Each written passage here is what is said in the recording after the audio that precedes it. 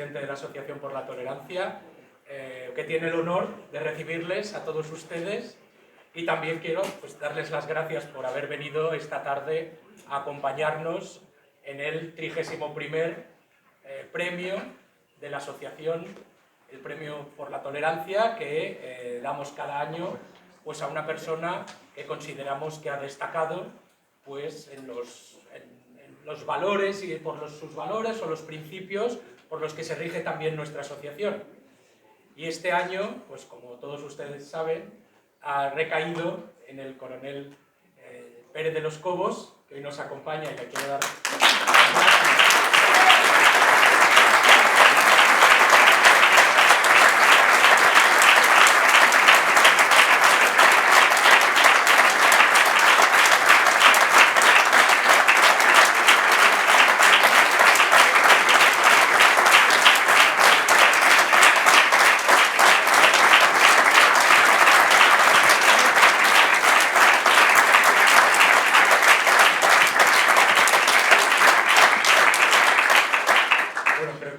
lo dice todos. No hace falta que hablemos mucho más. En cualquier caso, también quiero dar las gracias a los representantes de partidos políticos que hoy nos acompañan y a todo el mundo en general. Muchas gracias por venir y doy paso a nuestro veterano socio y pionero de la asociación, Antonio Roig, para que nos dirija unas palabras. Gracias, Antonio.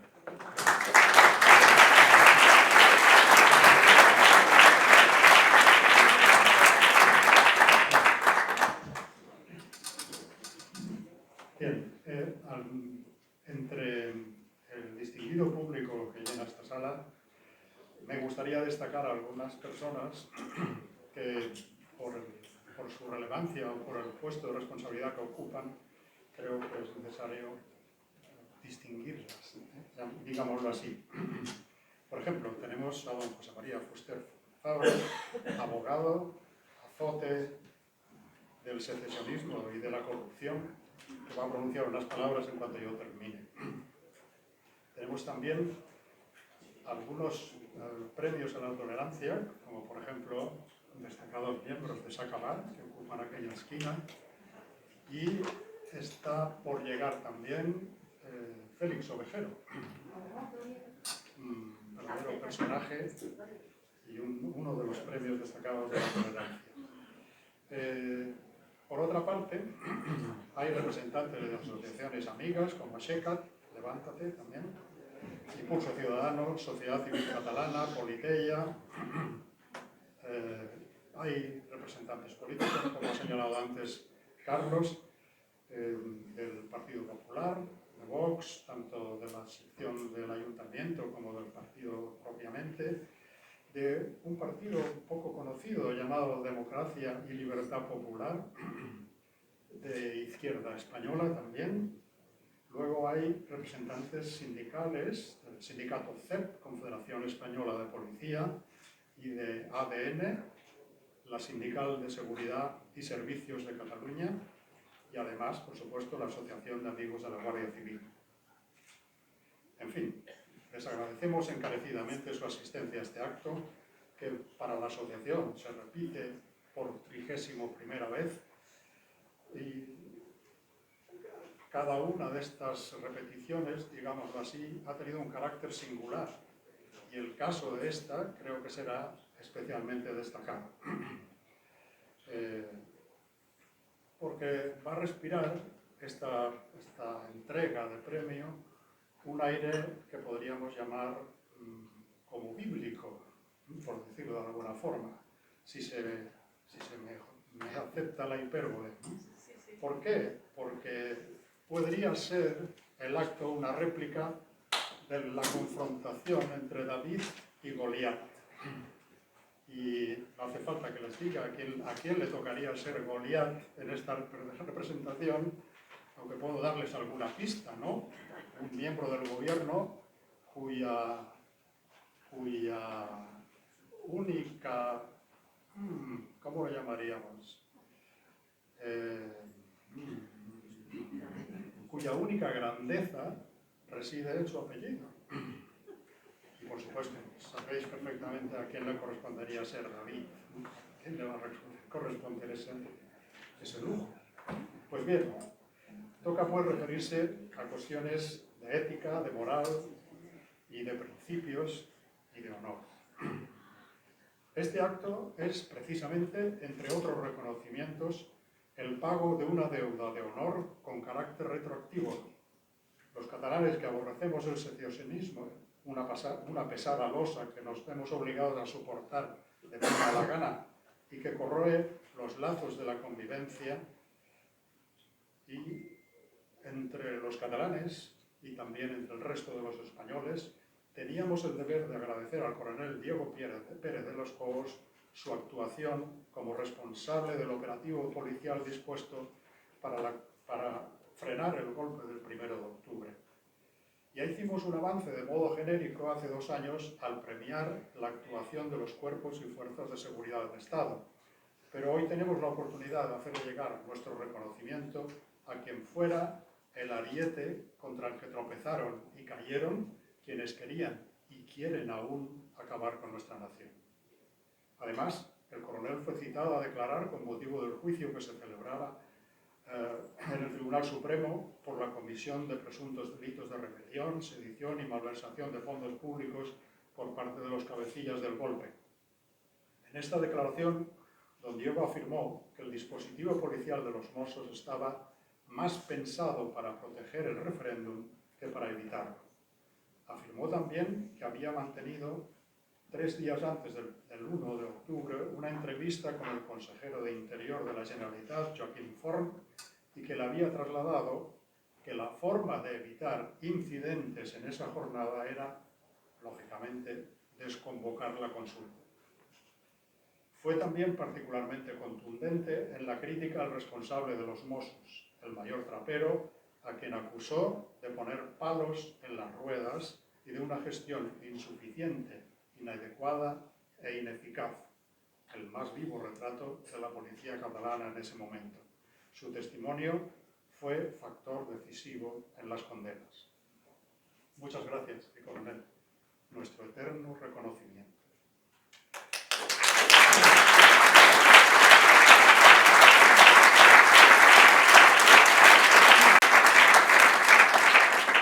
El historial de don Diego Pérez de los Cobos es para llenar de orgullo a cualquiera. Comenzó con un destino en Navarra en la lucha contra el terrorismo. En 1987 pasó al Grupo Antiterrorista Rural, GAR, como jefe de una sección antiterrorista. En diciembre del 89, trasladado a la Unidad de Servicios Especiales del Servicio de Información de la Guardia Civil, como jefe de un grupo de obtención de información antiterrorista. Fue uno de tantos guardias civiles destinados en Navarra y el País Vasco durante los años más duros del azote de etarra. Bildu lo tuvo por uno de sus mayores enemigos. Entre 1996 y 1997 participó en el rescate de Ortega Galara.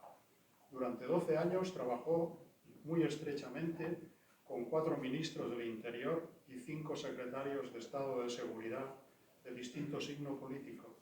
Sobrevivió a varios cambios de gobierno, lo que prueba de nuevo la solidez de su gestión hasta la llegada de Sánchez al poder, lo que prueba a su vez la falta de criterio de este último y de su cohorte. Sin embargo, en particular, el ministro de Interior ha mostrado una pertinaz animadversión hacia este hombre de criterio independiente, capacidad más que demostrada y respeto absoluto por la ley y el cumplimiento del deber. La razón de la actitud del ministro parece ser el hecho de que nuestro premiado se negó a informar a sus superiores sobre las investigaciones en torno a la manifestación del 8M en Madrid, en los prolegómenos de la pandemia del coronavirus que afectaban a varios cargos políticos del PSOE. El coronel entendía que solo debía rendir cuentas ante la juez que instruía el caso. Eso llevó a Marlaska a cesar a Pérez de los Cobos al frente de la Comandancia de Madrid. El coronel recurrió ante el Supremo, que le dio la razón, por lo que Marlaska se vio obligado a reponerle en su puesto, pero la animadversión del ministro, que sin duda es una persona rencorosa, le llevó a frenar hasta en 3 ocasiones la promoción de Diego Pérez de los Cobos a general de la Guardia Civil. El coronel estuvo ocupando de forma sistemática en los últimos años el primer puesto en la lista de candidatos para acceder al generalato del Instituto Armado.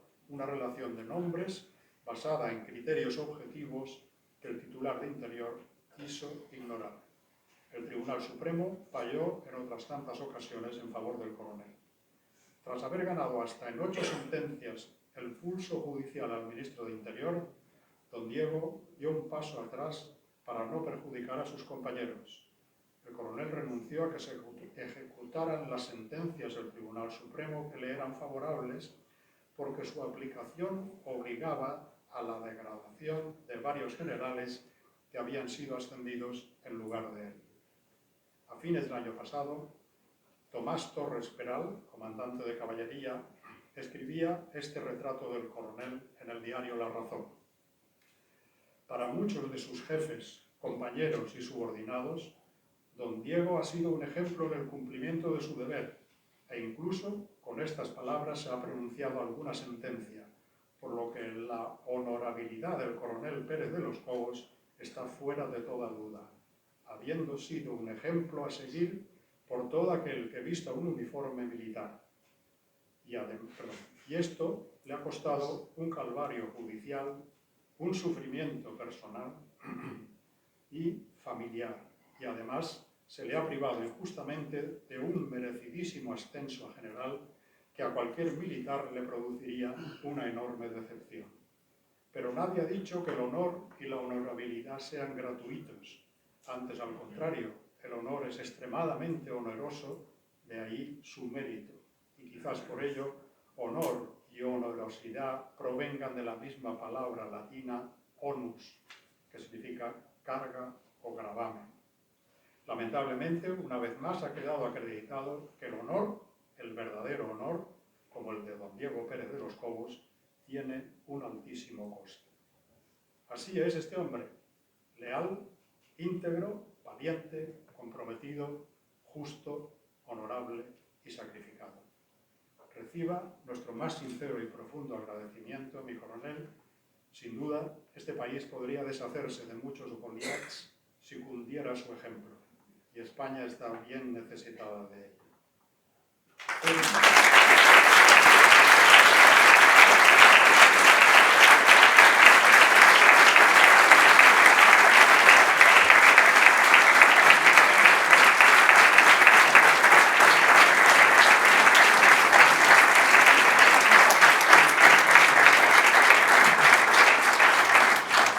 Cedo ahora la palabra a don José María Fuster Fabra.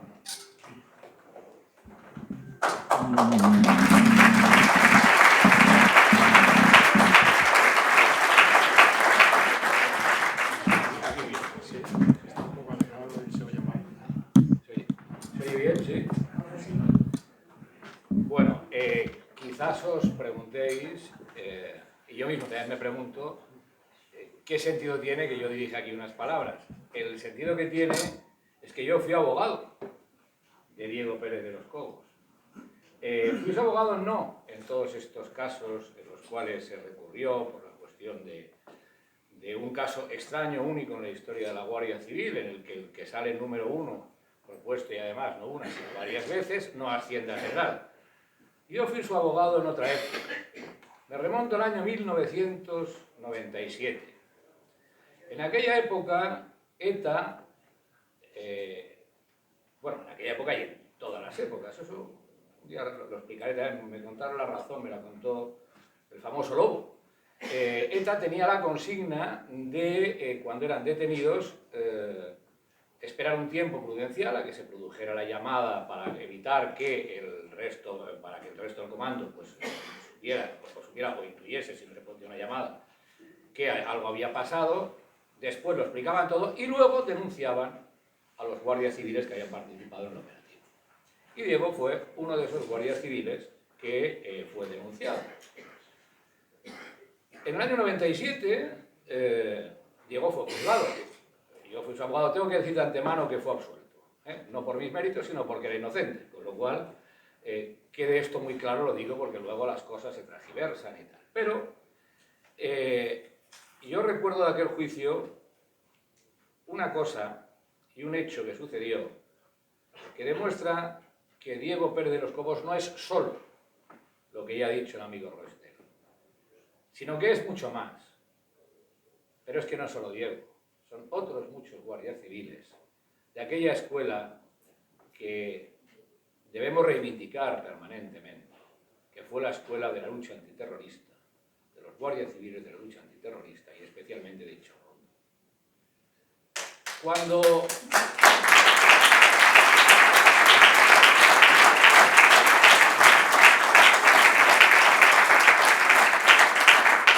recuerdo una vez que me preguntó un periodista si yo creía que realmente la gente de Bildu se había convertido en hombres de paz.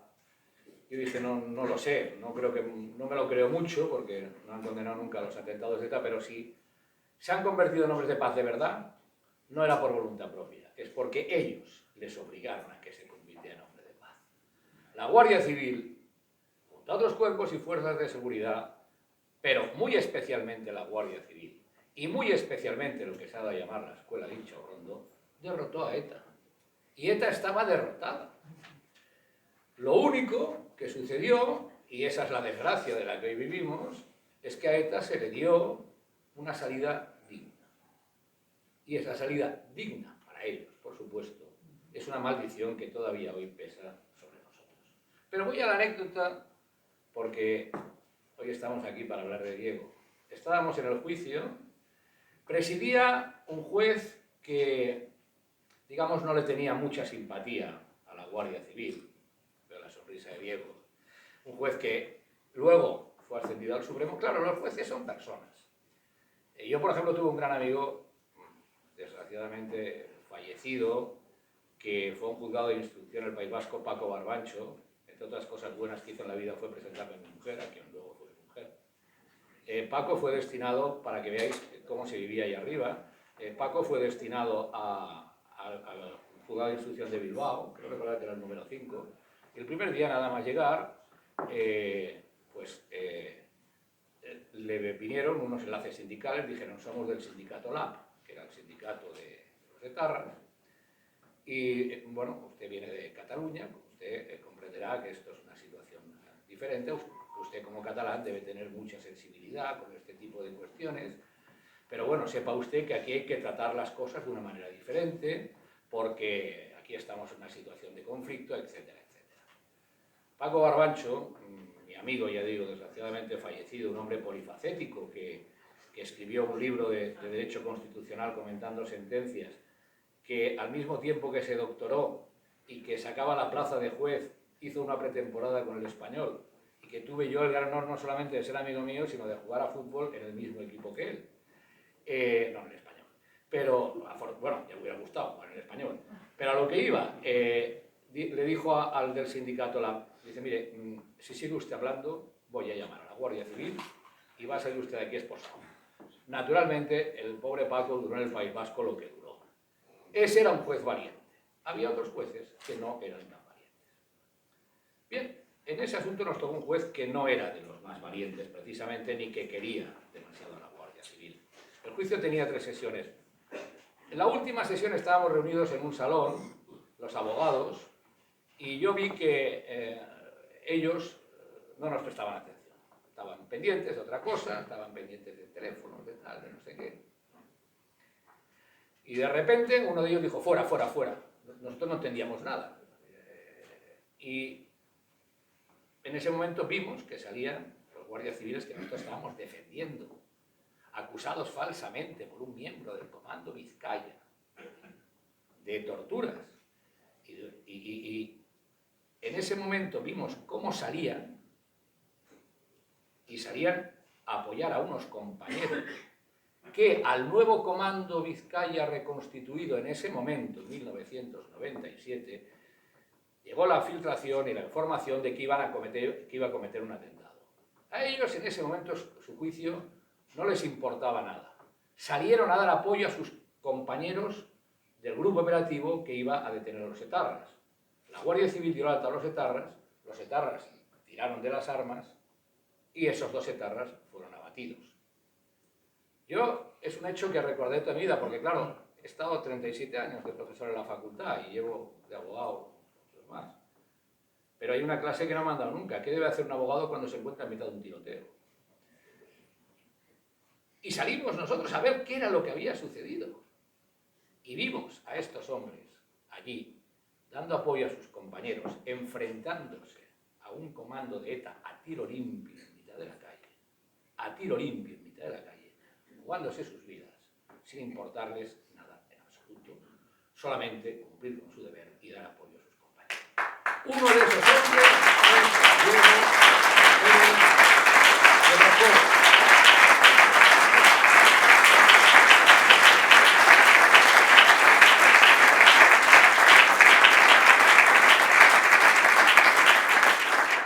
Naturalmente, de este honor, de esta dignidad y de esta valentía de Diego, ¿cómo la van a entender aquellos que solamente miran por su propio interés político? Lo que le ha pasado a Diego con su no ascenso al general, ya lo ha dicho el amigo Roch, es David contra Goliat, pero cuando uno se pone en la situación y en la mente de aquellos que no piensan en España, que no tienen una vocación de servicio a España, sino solamente de mantener su puesto, entiende que ellos no comprenden lo que son la Guardia Civil. Yo decía reivindicar el nombre de Inchaurrondo. En Inchaurrondo se creó la escuela que acabó con ETA. La escuela que obligó a ETA a, entre comillas, convertirse en hombres de paz. Y el gran líder de la escuela de Inchaurrondo, al que yo también tuve el honor de defender, con diferente situación, el general Rodríguez Galindo, me dijo un día, porque tuvimos muchas conversaciones entre abogado y clientes, luego ya grandes amigos, y me dijo una cosa que se me quedó grabada y que define perfectamente lo que es la Guardia Civil. Me dijo, mira, José María, yo fui teniente con Franco, fui capitán con la UCD, fui comandante, teniente, coronel y general con el Partido Socialista, y acabé de general con el PP. ¿Sabes por qué? Porque yo en toda mi vida solo he sido un guardia civil y nunca he esperado absolutamente nada de nadie, sino sencillamente cumplir con mi deber. Eso es un guardia civil. Y eso, aquellos que solamente miran su interés personal, no lo entienden nunca. Y de aquella escuela, de los mejores de aquella escuela, salió Diego Pérez de los Cobos. Pero mi último recuerdo en este momento tiene que ser para los hombres, para aquellos guardias civiles, muchos de ellos chavales muy jóvenes. Yo recuerdo haberlos tratado y se te rompía el alma. Chavales muy jóvenes. Y muchos de ellos cayeron asesinados por la organización terrorista ETA. Ahora esto ya no se puede decir, parece que es un pecado decirlo. Pero es que en Inchaurrondo hubo decenas y decenas y decenas de muertos. Me contaba a mí un guardia civil, decía, cuando tú llegabas a Inchaurrondo y te enterabas que había habido un atentado, lo primero que preguntabas era, ¿es de los nuestros? Luego ya como te ibas acostumbrando decían, ¿es de nuestro bloque? Y luego ya decías, es de nuestra escalera, porque estaban tan acostumbrados a convivir con la muerte, a los asesinatos, aquellos asesinatos terribles a sangre fría, que ya al final la proximidad se convirtió en una cierta distancia. Y lo que les decían es alguien de los que vive a mi lado, una nueva viuda, unos nuevos huérfanos. Con esto quiero terminar. Repito, sencillamente, para mí fue un honor haber sido en su momento abogado de Diego Pérez de los Cobos. Para mí, la Guardia Civil, no para mí, es una verdad objetiva, y lo he dicho muchas veces y nadie me lo ha rebatido nunca, la Guardia Civil, especialmente la Guardia Civil derrotó a ETA, especialmente la gente de Inchaurrondo. Por eso, mis últimas palabras, y ahora y de verdad, son gloria y honor para todos aquellos que estuvieron al frente en la lucha antiterrorista. Gloria y honor para los guardias civiles y, por supuesto, nuestro máximo reconocimiento a Diego Pérez de los Cobos, que fue uno de aquellos grandes valientes que derrotaron a ETA.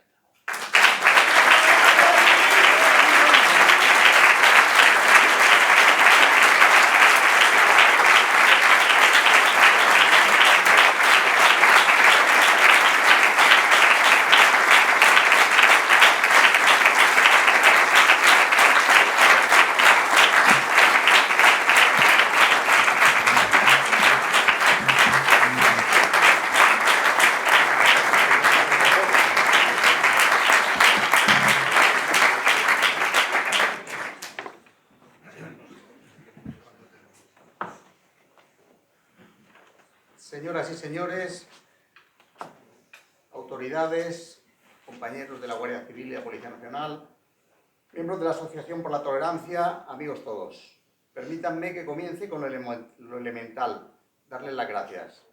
Muchas gracias, en primer lugar, a Antonio Roig, por sus cariñosas palabras y por esos inmerecidos elogios. Y gracias también, por supuesto, a José María Fuster Fabra, cuyas alabanzas considero mucho más fruto de nuestra amistad que de mis humildes merecimientos. Nunca estaré suficientemente agradecido a José María por haber aceptado hace ya casi 30 años hacerse cargo de mi defensa jurídica y de la de otros 5 guardias civiles en la Audiencia Provincial de Vizcaya frente a los abogados de la banda terrorista ETA, cuando casi nadie se atrevía a asumir aquel difícil papel. Gracias por este premio que recibo con humildad y con el que, si me permiten, pretendo representar a los policías y guardias civiles que defendieron el orden constitucional contra el Procés y que recibieron este mismo galardón, a los que les fue otorgado este mismo galardón hace 2 años por esta asociación, pero que no pudieron venir a recibirlos por prohibirlo la superioridad. Agradezco a todos ustedes su asistencia a este acto, a los miembros del jurado su confianza, a la Asociación por la Tolerancia su perseverancia, a Barcelona, ciudad de acogida y de encuentro, su hospitalidad, y si me lo permiten, una gratitud íntima a mi familia, a mis compañeros y a mis amigos. Sin su aliento, muchas veces silencioso, nada de lo que hoy se me atribuye habría sido posible. En la vida uniformada, uno aprende pronto que los méritos, si los hay, son siempre compartidos. Este premio vale tanto por el motivo como por quien lo otorga. La Asociación por la Tolerancia nació en 1992 de una intuición sencilla y verdadera, que la libertad no avanza sola y que los derechos no se conservan por inercia.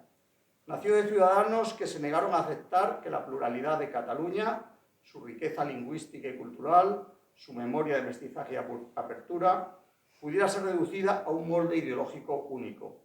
Y nació también de una convicción, que la conversación cívica, el debate público y la luz de los argumentos son los antídotos más eficaces contra la intolerancia. Esa intuición, sostenida durante más de 3 décadas, se tradujo en un trabajo constante en favor del bilingüismo real, escuelas que respeten la lengua materna de cada uno, instituciones que traten con igual dignidad a catalanes que se expresan en catalán o en español, y aulas libres de adoctrinamiento y llenas de conocimiento. También se tradujo en un compromiso sin matices frente al terrorismo y frente a sus justificaciones, porque la tolerancia no es neutralidad entre el agresor y la víctima, es la toma de partido por la vida, por la dignidad y por la democracia. Por eso esta asociación ha estado siempre junto a quienes más han sufrido, y por eso muchos uniformados hemos sentido su cercanía como un respaldo moral que no olvidaremos nunca. Hoy, cuando algunos confunden tolerancia con indiferencia y pluralidad con fragmentación, conviene recordar la definición más exigente. Tolerancia es el arte difícil de convivir en la discrepancia bajo el amparo y el imperio de la ley común. Cataluña, que ha sido, es y será cruce de caminos, necesita de esta tolerancia tanto como hoy en día la necesita España entera. Quisiera ahora referirme a lo que nos sostiene, a los cimientos de nuestro Estado de Derecho. La Constitución del 78 es mucho más que un compendio de artículos. Es el relato compartido que convirtió la desconfianza en convivencia y la convivencia en un proyecto de futuro. Ese relato tiene capítulos que se iluminan entre sí y que, bien comprendidos, forman una sola historia. El primero nos habla de unidad, no de una unidad que aplaste la diversidad, sino de la unidad que garantiza la igualdad. La certeza de que viva donde viva, cada persona tiene el mismo derecho, la misma protección y la misma expectativa de justicia. Sin ese suelo común, la diversidad se convierte en frontera. Con él, la diversidad florece como riqueza. Hablar de la indisoluble unidad de España no es convocar una consigna, sino recordar el presupuesto esencial de nuestra nación. La unidad no es un accidente histórico, un capricho de los padres de la Constitución o una comodidad administrativa. Es la condición que hace posible que millones de trayectorias personales puedan reconocerse en un proyecto común. Gracias a ella compartimos una misma ciudadanía, un mismo marco de libertades y un horizonte de oportunidades que no se fragmenta por fronteras interiores. La unidad es la arquitectura que sostiene nuestra convivencia. Pero la unidad también nos obliga, en primer lugar, hacia quienes nos precedieron y forjaron un país capaz de albergar diferencias sin romperse. Somos deudores de generaciones que en momentos de incertidumbre eligieron sumar y no dividir, construir puentes y no trincheras. Esa deuda no se paga con nostalgia, sino con responsabilidad, ensanchando el espacio común que recibimos y no achicándolo. La unidad es también compromiso con los que mantienen en pie cada día los vínculos que no se ven. Familias que emigraron dentro de España y mezclaron acentos. Servidores públicos que hacen efectiva la igualdad de derechos desde una administración común. Empresas y trabajadores que conectan territorios, universidades que comparten conocimiento o creadores que hablan a todos sin preguntar de dónde vienen. Nuestra nación se sostiene en esa trama cotidiana de lealtades cruzadas, deshilacharla con fronteras interiores o identidades excluyentes no amplía libertades, las reduce para todos. Debemos también a las generaciones futuras lo que heredamos de las pasadas. Un país reconocible, confiable, capaz de sostener proyectos que superan la vida de cualquiera de nosotros, porque no podemos privar a nuestros hijos del derecho, el privilegio y el orgullo de ser españoles, de la posibilidad de estudiar, trabajar, emprender, formar una familia o servir bajo un marco de seguridad jurídica y solidaridad que no se interrumpe al cruzar una calle. La fragmentación es un lujo que pagan siempre los más vulnerables. La unidad, en cambio, garantiza que el mérito y el esfuerzo rindan frutos en un espacio de igualdad efectiva. Unidad no es uniformidad. España es una comunidad plural de lenguas, costumbres y paisajes. Y precisamente por eso necesita un suelo compartido que iguala derechos, arbitra diferencias y protege a las minorías. La unidad no aplasta la identidad, la protege de convertirse en coartada para el privilegio. Es el marco donde cada tierra aporta lo propio sin exigir permiso para ser lo que es, y donde nadie puede atribuirse la representación exclusiva de lo común. Cuando la unidad se respeta, la libertad cultural florece sin sobresaltos. La unidad es también eficacia al servicio de la dignidad. Permite un Estado social que redistribuye, una seguridad que ampara por igual, una diplomacia que nos representa, una defensa que disuade, unas infraestructuras y servicios públicos que no se detienen en límites artificiales. Es la plataforma desde la que España aporta a Europa y al mundo con voz reconocible. Cuidarla es cuidar la confianza que sostiene nuestra economía, nuestra convivencia y nuestro prestigio. Por eso la unidad no se declama, se administra con prudencia, se defiende con serenidad y se vive a diario como el bien común que hace posibles todos los demás. Otro de los cimientos en los que se fundamenta nuestro Estado de Derecho es la separación de poderes. Porque la democracia no consiste únicamente en introducir una papeleta en una urna. La democracia se perfecciona cuando el legislativo delibera, el ejecutivo administra y el judicial juzga sin que nadie deba esperar nada del favor ni temer de la arbitrariedad. Es un sistema complejo donde interactúan la separación de poderes, la rendición de cuentas y el respeto al principio de legalidad. Si se erosionan esos pilares, el voto se convierte en una liturgia estéril. No hay libertad cuando los frenos y contrapesos se debilitan. Hay a lo sumo una apariencia que pronto se resquebraja. No menos importante es el imperio de la ley. La ley no es la voluntad de nadie, es la voluntad de todos expresada conforme a reglas. Y obliga a todos, pero más a quienes ostentan responsabilidades públicas. No hay atajos legítimos en democracia, ni plebiscitos espurios que pretendan suplantar al orden constitucional, ni presiones administrativas, ni interpretaciones creativas que conviertan el capricho en norma. Solo así es posible el cuarto cimiento, la igualdad ante la ley. La igualdad convierte a los individuos en ciudadanos y a los ciudadanos en comunidad política. Se expresa en lo grande, el acceso a la justicia por igual, y también en lo pequeño, el derecho de un niño a aprender sin sentirse extranjero en su aula por la lengua que habla en casa. Y para que todo lo anterior no sea promesa hueca, la Constitución nos previene contra la arbitrariedad en los poderes públicos y nos exige la neutralidad de las instituciones. Porque las instituciones no son trofeos, son garantías. Cuando informan sin sesgo, regulan con imparcialidad, educan sin consignas y administran con ecuanimidad, la libertad se vuelve previsible y la convivencia segura. Por eso, unidad, separación de poderes, Ley, igualdad y neutralidad no son compartimentos estancos. Son un sistema. Si tocas uno, todos acusan el golpe. Pero si los atacas a todos, estás erosionando seriamente el sistema. Ese sistema fue puesto a prueba en esta tierra el 1 de octubre de 2017. Aquella jornada no fue una anécdota. Fue el intento de que la fuerza de la masa, organizada y dirigida desde las propias instituciones públicas, arrollara el imperio de la ley que aquellas habían prometido cumplir y hacer cumplir. Se pretendió suplantar el marco constitucional por un simulacro plebiscitario que desatendía las resoluciones judiciales y la más elemental prudencia democrática.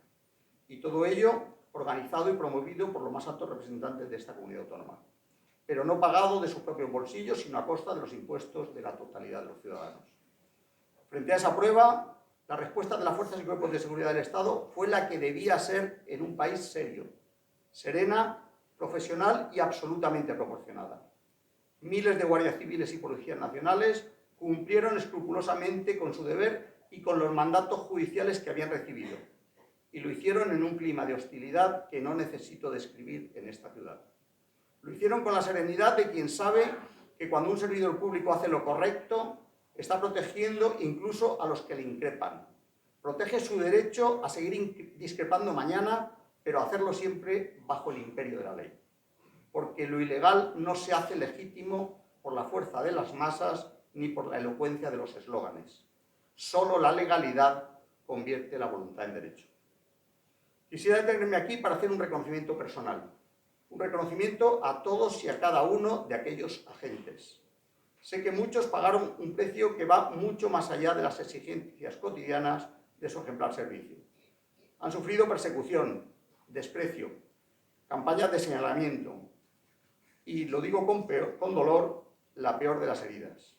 La traición de quienes por acabar siendo sus jefes deberían haberlos defendido siempre, y más cuando lo único que habían hecho era en circunstancias extremas algo tan sencillo de decir como difícil de ejecutar, cumplir con su deber. No hay mayor acto de lealtad que obedecer la ley cuando arrecia la presión. No hay mayor acto de injusticia que dejar solo al que obedeció. Una injusticia que se transforma en traición envuelta de cobardía cuando el que los deja solos es nada menos que su propio jefe. Ante la traición y el abandono del que han sido objeto, vaya para aquellos policías nacionales y guardias civiles mi permanente reconocimiento y gratitud por haber conseguido defender el imperio de la ley en estas tierras y, por qué no decirlo, también la libertad.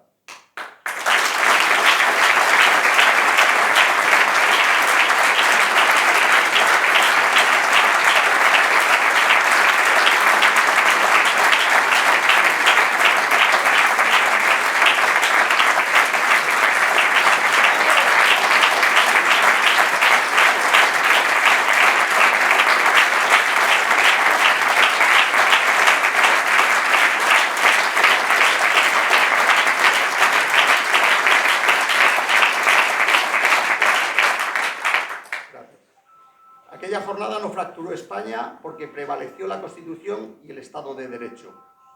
La vigencia de la ley común se impuso a la tentación de imponerse por vías de hecho. Cataluña sigue siendo de todos también por aquel silencioso servicio de miles de buenos servidores públicos. Permítanme ahora una apelación que me sale del alma. Quisiera dedicar este premio a los millones de catalanes que cada día, con descripción y coraje, sostienen la convivencia. Padres y madres que piden para sus hijos una escuela abierta y no un aula de trincheras. Funcionarios que cumplen la ley aunque el ambiente invite a mirar hacia otro lado. Docentes que enseñan a pensar y no a obedecer consignas. Periodistas que informan a pesar del ruido. Empresarios, sanitarios, comerciantes, jóvenes que sueñan su futuro aquí sin pedir permiso para seguir siendo quienes son. A todos ellos quiero decirles algo sencillo. No estáis solos.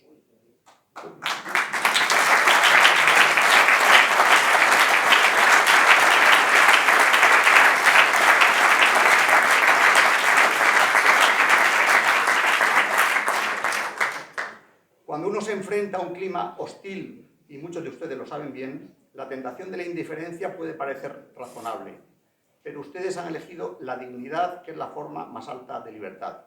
Y ese ejemplo no solo honra a Cataluña, fortalece a España entera. Cataluña no es una etiqueta ni una consigna, es una realidad viva, plural, trabajadora, con acento propio y vocación universal.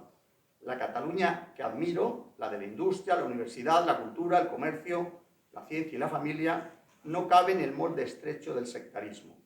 En Cataluña, esa Cataluña seguirá siendo faro si la dejamos ser lo que siempre ha sido, un lugar de encuentro.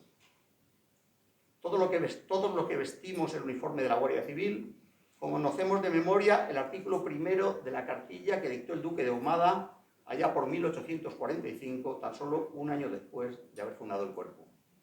El honor ha de ser la principal divisa del Guardia Civil. Debe, por consiguiente, conservarlo sin mancha.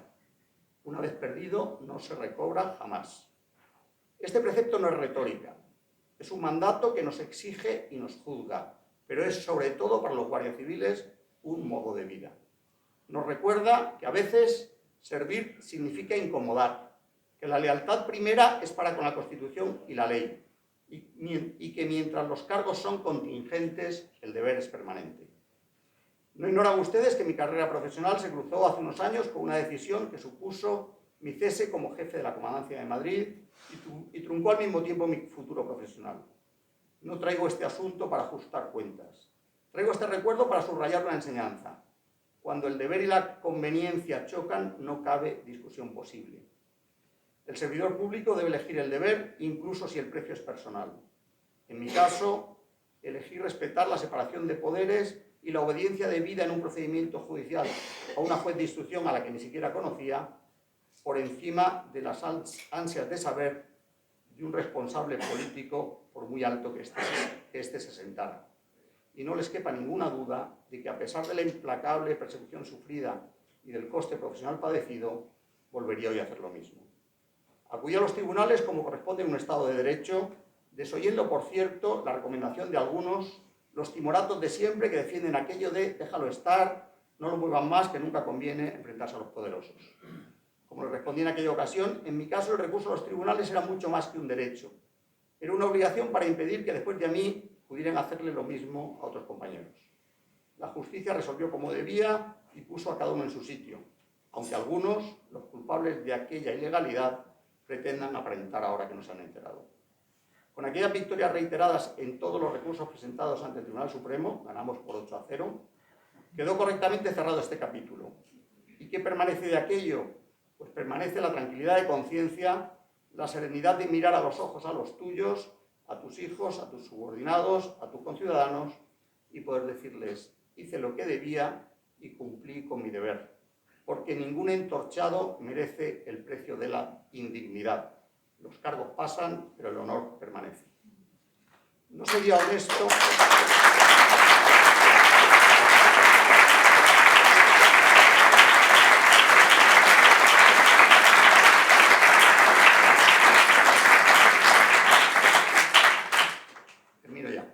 No sería honesto ocultar que España vive tiempos complejos. Se discuten los límites del poder, se tensan las costuras de la separación de poderes y se producen tentaciones de colonizar espacios que deberían permanecer neutrales. Aparecen discursos que relativizan la ley o que llaman mandato popular a lo que no es sino conveniencia coyuntural. Frente a esa complejidad yo contemplo dos realidades. La primera, los desafíos, el ruido, la polarización o la fatiga que induce a muchos a retirarse al ámbito privado. La segunda, nuestras reservas morales. Millones de españoles que madrugan, educan a sus hijos, pagan sus impuestos, respetan las normas y quieren un país previsible, razonable y decente. En esa mayoría silenciosa reside la fuerza tranquila de nuestro sistema. Ahí está el Estado de Derecho, en las leyes, sí, en los tribunales, por supuesto, pero sobre todo en el hábito cívico de una ciudadanía que se sabe responsable. Nuestra tarea, y aquí me permito incluirme entre ustedes, es reactivar ese músculo cívico, no delegar exclusivamente en los partidos lo que es tarea de todos, exigir a los representantes respeto por las formas, apoyar a quienes desde dentro de las instituciones actúan con profesionalidad y valentía, respaldar a los docentes que enseñan en libertad, a los periodistas que informan con rigor, a los jueces que sentencian sin miedo o a los servidores públicos que cumplen su deber sin mirar colores. Permítanme terminar como empecé, con gratitud pero también con esperanza. Gratitud a la Asociación por la Tolerancia por haber sido faro cuando la bruma era espesa, por haber defendido el bilingüismo, la dignidad de las víctimas, la libertad de los ciudadanos y la pluralidad de Cataluña. Y esperanza porque el Estado de Derecho en España es fuerte. Ha resistido embates más graves que los actuales y lo ha hecho gracias a una combinación simple: leyes claras, instituciones que con sus errores han sabido corregirse y una ciudadanía que cuando ha sido llamada siempre ha respondido. La libertad no es un don que se acepta y se guarda en un cajón. Es un oficio que se practica cada día. Les invito a sostenerlo juntos. Les invito a defender la unidad que nos iguala, la separación de poderes que nos protege, la ley que nos ampara, la neutralidad que nos garantiza, el bilingüismo que nos enriquece y la convivencia que nos humaniza. Muchas gracias por su atención, por su confianza y por su ejemplo. Gracias Barcelona por acoger este acto y gracias a la Cataluña plural y valiente por recordarnos cada día que la libertad y la tolerancia no se proclaman, se ejercen. Muchas gracias.